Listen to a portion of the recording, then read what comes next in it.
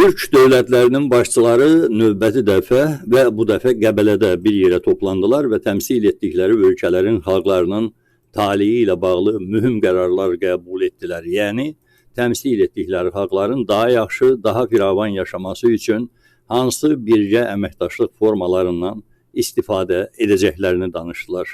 Başqalarını deyə bilmərəm, amma İlham Əliyev %100 yeni layihələr haqqında düşünüb. Orta Asiya ölkələrində Stibris proyektləri, yeni otellərin tikilməsi, ola bilər hətta yeni istehsal müəssisələrinin açılması kimi mühüm proyektlər haqqında düşünüb. Paşa Holdingində bir sıra yeni ideyalar var axı, onları nətərsə oralara da yerləşdirmək lazımdır. Bütün ironiyalardan və eyhamlardan kənar, səmimi olaraq deyirəm ki, Türk dövlət başçılarının əməkdaşlığı şəxsən məndə müsbət emosiyalar doğurur. Çoxlu səbəblərə görə müsbət emosiyalar doğurur. Bütün bunları müxtəlif zamanlarda danışmışıq, müxtəlif zamanlarda yenə də deyəcəyik. Amma Qırğızıstanla bağlı bir-iki mühüm məqamı xatırlatmaq istərdim. Bu, uzaq Türk ölkəsində Azərbaycan mənşəli layihələrin peyda olması da qürur doğurur. Orada Paşa Holding 20-30 ulduzlu otel tikir. Başqa təsərrüfat imkanları da var. Yəni, Əliyev ailəsinin gələcək biznes layihələrinin inkişafı baxımından həm bütün Orta Asiya ölkələri, həm də o cümlədən Qırğızıstan mühüm əhəmiyyət daşıyır. Amma burada bir-iki kəsir var, bir də üstəlik aşırı ərk məqamları var. Öncə kəsirdən başlayayım.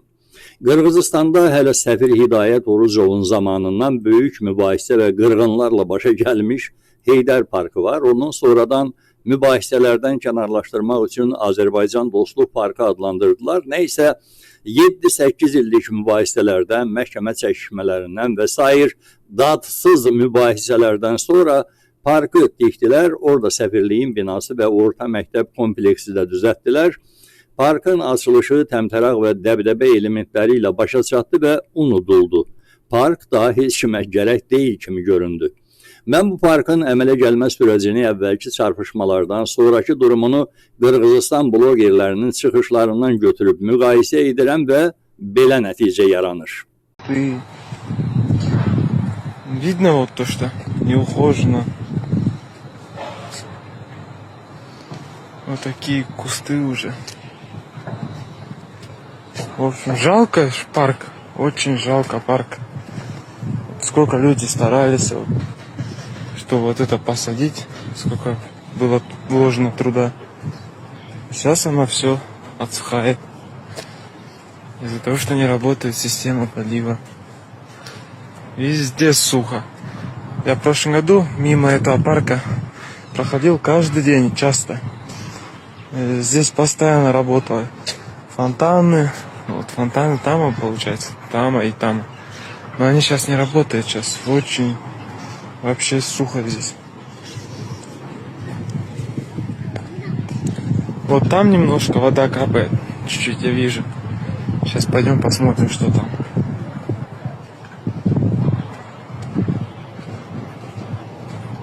Ну здесь также, вот видите, высохли. Жалко просто. Вот здесь как раз таки недавно воду пустили, вот работает.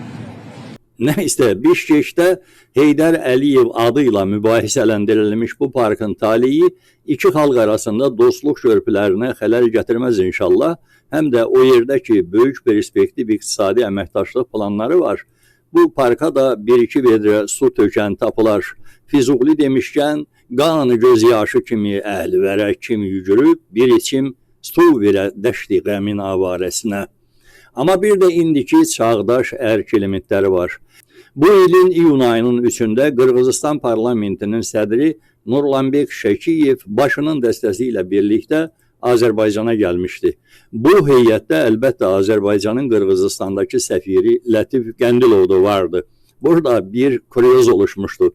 Qırğızıstanlı spikeri Şuşaya aparmaq lazım idi və maşın karvanı düzülüb yola çıxmışdı. Spiker Şəkiyevlə eyni avtomobildə Azərbaycanın Bişkekdəki səfiri və onun az yaşlı nəvəsi əyləşmişdi. Bunun mövcud protokollara nə qədər uyğun olub olmadığını söyləmək çətindir, amma iki qardaş ölkənin rəsmi nümayəndələri arasında biraz fərqli protokol normaları da ola bilər. Amma yolda uşağı avtomobil tutur və o Qırğızistan parlamentinin sədrinin dizinin üstünə qusur.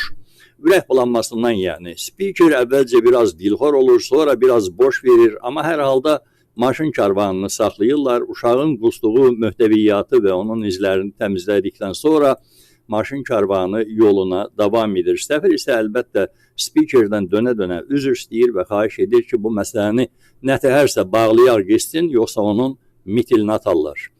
Qırğızıstanla belə ərkana münasibətlərin yaranmasından da şəxsən mən məmnunam. Həm də xatırlayıram ki, bu indiki səfirdən daha çox əvvəlki səfir Hidayət Orucovun xidmətləridir. Belə ki, Hidayət Orucov diplomatik xidmət müddətinin başa çatmasına az qalmış, Qırğızistan prezidentindən xahiş etmişdi ki, onu Azərbaycan prezidentinə tapşırsın. Yəni, xahiş etsin ki, Hidayəti bir müddət də saxla burada, o yaxşı oğlandı və s. Yazıq Hidayəti bəlkə də saxlayacaqdılar, amma bu normadan artıq istilik ona baha başa gəldi və onu başda saxlamağa üstünlük verdilər. Yəni, sizə təşəkkür edirik ki, bizim səfirə belə xoş münasibət göstərirsiniz, amma bundan sonra o bizim özümüzdə də lazımdır kimi. O ki, qaldı Bişkekdəki Dostluq və ya Heydər parkına, məncə səfir Hidayət orada qalsaydı, o parkı sulamağa imkan tapardı. İndiki səfirin isə Cuvar tərəfi yoxdur kimi görükür.